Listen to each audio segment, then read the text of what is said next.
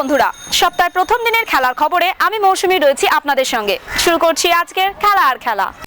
ফুটবলের ডায়েরি নিবেদন করছে সংবাদ প্রতিদিন।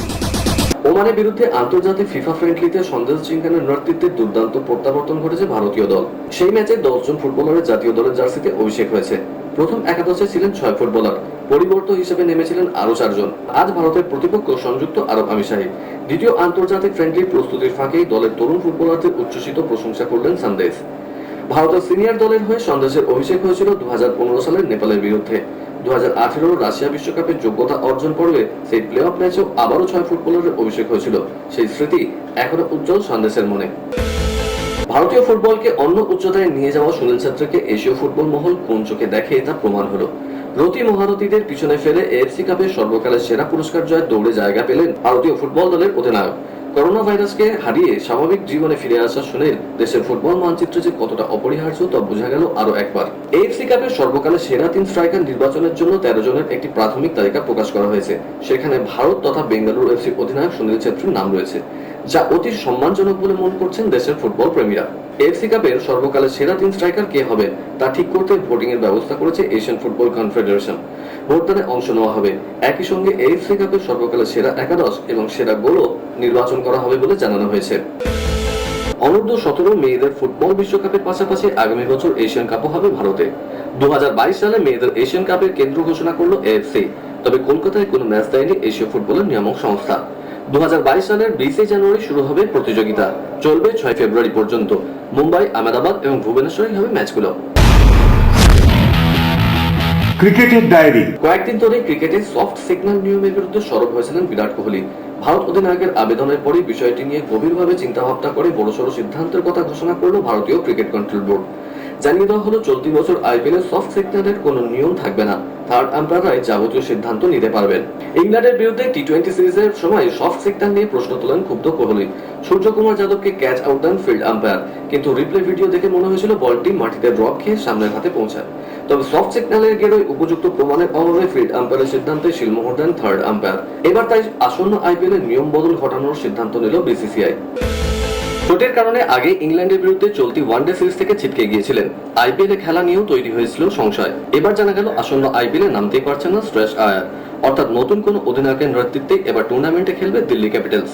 স্বাভাবিকভাবেই তাই প্রশ্ন উঠেছে কার হাতে উঠবে নেতৃত্বের আর্মব্যান্ড। বিশেষজ্ঞদের মতে এক্ষেত্রে অভিজ্ঞ রবিচন্দ্রন অশ্বিনকে এই গুরুবার দেওয়া হতে পারে। আইপিএল এ জট কাটলো সাকিব আল হাসানের। নাইট রাইডার্সের হয়ে খেলতে বাধা রইল না তার। 20 মে থেকে বাংলাদেশ শ্রীলঙ্কার একদিনের সিরিজ। সাকিবকে ছাড়পত্র দেওয়া হবে কিনা তা নিয়ে জট তৈরি হয়েছিল। আরো একটা ভালো খবর থাকলো আপামর কেকেআর ভক্তদের জন্য। বাংলাদেশের অলরাউন্ডার সাকিব আল হাসানকে আইপিএল খেলা ছাড়পত্র দিয়ে দিল বাংলাদেশ ক্রিকেট বোর্ড, তবে শর্ত সাপেক্ষে। গতকাল সন্ধ্যায় কেকেআর সংসারে ঢুকে পড়লো পদ্মপাড়ের অলরাউন্ডার। শুধু মুশকিল হলো পুরো আইপিএল এর জন্য তাকে ছাড়পত্র দেয়নি বাংলাদেশ বোর্ড। সাকিবের ছুটি আগামী 18 মে পর্যন্ত। 18 মে পর বাংলাদেশে সীমিত ওভারের সিরিজ খেলতে আসবে শ্রীলঙ্কা। এবং পদ্মপাড়ে ফোন টোন করে জানা গেল এখনো পর্যন্ত যা খবর তাতে শ্রীলঙ্কা সিরিজ খেলতে হবে সাকিবকে। পদত্যাগ করলেও সেই সিদ্ধান্ত থেকে সরে এলেন চামিন্ডা ভাস।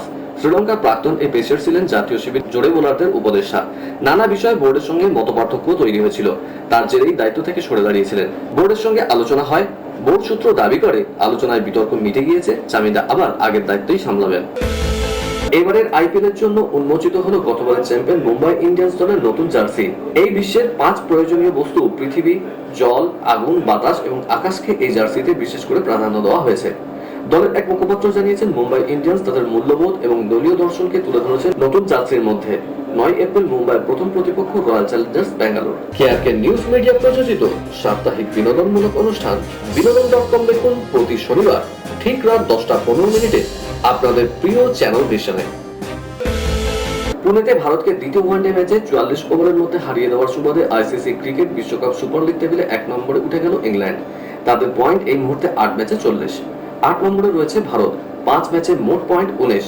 2 নম্বরে অস্ট্রেলিয়া, 6 ম্যাচে 40। 3-এ নিউজিল্যান্ড, 3 ম্যাচে 30।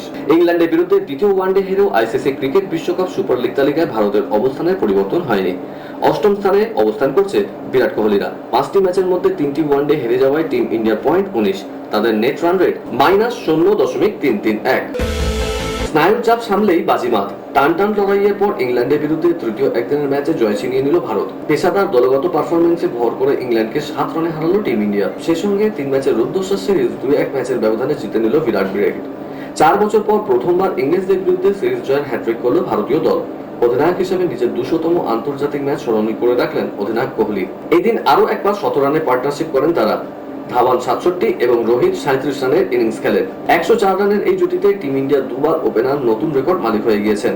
দ্বিতীয় ভারতীয় ওপেনিং জুটি হিসেবে 5000 রানের গন্ডি টপকেছেন তারা। এর আগে এই বিরল নজির করেছে শুধু সৌরভ এবং সচিনের জুটি।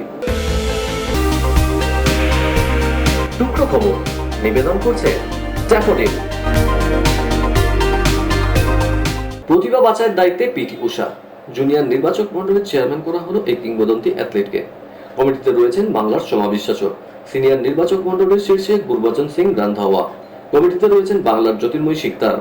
দেশের বিভিন্ন প্রান্ত থেকে কৃতি খেলোয়াড়দের জায়গা দেওয়া হয়েছে এই দুই কমিটিতে। মরশুমের প্রথম ফর্মুলা 1 রেসিং বাহরেন গ্রাঁ প্রির আগে ছন্দের নেদারল্যান্ডসের চালক মার্ক ভার্স্ট্যাপেন। প্রথম প্র্যাকটিস সেশনে রেডবুল দলের চালক দ্রুততম হিসেবে 1 নম্বর জায়গায় রয়েছেন। ভার্স্ট্যাপেন সময় নেন 1 মিনিট 31.394 সেকেন্ড। মার্সিডিজের ভালেত্তেরি বোতাস রেস শেষ করেন 2 নম্বরে। ম্যাকলারেনের ল্যান্ডো নরিস রেস শেষ করেন 3 নম্বরে। আইপিএল গ্রহে ঢুকে পড়লেন সচিন তেন্ডুলকরের পুত্র অর্জুন। এই বাঁহাতি পেসার যোগ দিয়েছেন শিবিরে। যদিও শিবির শুরু হয়ে গিয়েছে 2 দিন আগেই। টিম হোটেলে অর্জুনের সেই ছবি পোস্ট করেছে মুম্বাই ইন্ডিয়ান্স। এবার নিলামে 20 লক্ষ টাকায় সচিন পুত্রকে নিয়েছে মুম্বাই ইন্ডিয়ান্স। অনলাইনে বর্ণবিদ্বেষী মনোভাবে বহিঃপ্রকাশ যেভাবে বেড়ে চলেছে তার বিরুদ্ধে প্রতিবাদ জানিয়ে সোশ্যাল মিডিয়া বন্ধ করে দেওয়ার কথা জানালেন প্রাক্তন ফরাসি তারকা থিয়েরি অরি। এক বিবৃতিতে তিনি বলেছেন, যেভাবে এই মাধ্যমকে বর্ণবিদ্বেষী কাজে ব্যবহার করা হচ্ছে তার প্রতিবাদ জানিয়ে সোশ্যাল মিডিয়ার সঙ্গে সম্পর্ক শেষ করার সিদ্ধান্ত নিচ্ছি। ছাড়পত্র তিনি আদায় করে নিয়েছিলেন আগেই। জাতীয় প্যারা অ্যাথলেটিক্সের মিটে জ্যাভলিনের নিজেরই গড়া রেকর্ড ভাঙলেন সুমিত আন্টিল। তিনি জ্যাভলিন ছুড়লেন 66.90 মিটার। এর আগে পাতিয়ালা এই ইভেন্টে তিনি জ্যাভলিন ছুড়েছিলেন 66.43 মিটার। এই ইভেন্টে রূপো পেয়েছেন সন্দীপ চৌধুরী। তিনি জ্যাভলিন ছুড়েছেন 60.90 মিটার। হাঁটুতে আবারও অস্ত্রোপচার করতে হবে আর্জেন্টিনীয় টেনিস তারকা হুয়ান মার্টিন দেল পেট্রোর। এই সপ্তাহে সেই অস্ত্রোপচার হবে বলে জানা গিয়েছে। তারপরেই 22 বছরের দেল পেট্রো আশা করছেন দ্রুত সুস্থ হয়ে তিনি টোকিও অলিম্পিক্সের জন্য নিজেকে তৈরি করে ফেলবেন। তিনি বলছেন, যন্ত্রণামুক্ত হতেই এই অস্ত্রোপচার। টোকিও অলিম্পিক্সের আগে পুরো ফিট হয়ে যাব আমি। প্রাক্তন যুক্তরাষ্ট্র ওপেন চ্যাম্পিয়নের খেলোয়াড় জীবনে চোট আঘাত বরাবরই সমস্যা ডেকে এনেছে। তবে বারবারই তিনি ফিরে এসেছেন সার্কিটে। টুকরো খবর নিবেদন করলো ড্যাফোডিল। খেলাতে সময় হয়ে গেছে এখন একটা ছোট্ট ব্রেকের। ফিরছি ব্রেকের পর, দেখতে থাকুন খেলা আর খেলা।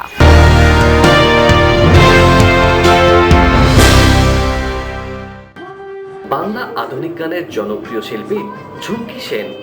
অনুষ্ঠানের জন্য যোগাযোগ করুন 9903019733 9903019733।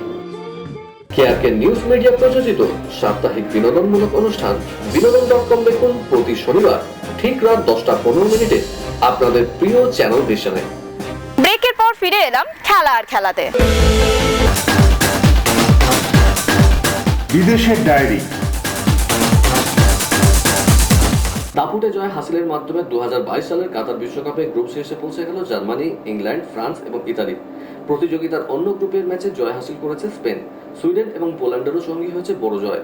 সব মিলিয়ে কাতার বিশ্বকাপে ইউরো যোগ্যতা অর্জন পর্বের মোকাবিলা হাড্ডাহাড্ডি হওয়ায় তার জমজমাট হয়ে উঠেছে বলা চলে। কাতার বিশ্বকাপে সি গ্রুপের গুরুত্বপূর্ণ ম্যাচে বুলগেরিয়ার বিরুদ্ধে খেলতে নেমেছিল ইতালি। 2-0 গোলের ব্যবধানে ম্যাচ জেতে আজুরিরা। ইতালির হয়ে গোল করেন আন্দ্রা বেলুত্তি এবং ম্যানুয়েল লোকাতেল্লি। এই জয়ের ফলে 2 ম্যাচে 6 পয়েন্ট নিয়ে সংশ্লিষ্ট গ্রুপে শীর্ষস্থানে অবস্থান করছে 4 বারের বিশ্ব চ্যাম্পিয়নরা। অন্যদিকে যে গ্রুপে রোমানিয়ার বিরুদ্ধে মোকাবিলায় নেমেছিল জার্মানি, 1-0 গোলে ম্যাচ জিতেছে বেকেনবাউয়ারের দেশ। গোল করেন সার্জো গ্র্যাবরি। এই জয়ের ফলে 2 ম্যাচ খেলে 6 পয়েন্ট নিয়ে সংশ্লিষ্ট গ্রুপে শীর্ষস্থানে অবস্থান করছে জার্মানি। আই গ্রুপে গুরুত্বপূর্ণ ম্যাচে আলবেনিয়ার বিরুদ্ধে খেলতে নেমেছিল ইংল্যান্ড। 2-0 গোলে ম্যাচ জেতে ব্রিটিশরা। গোল করেছেন হ্যারি কেন এবং ম্যাসন মাউন্ট। এই জয়ের ফলে 2 ম্যাচে 6 পয়েন্ট নিয়ে সংশ্লিষ্ট গ্রুপে শীর্ষস্থানে পৌঁছে গিয়েছে ইংল্যান্ড।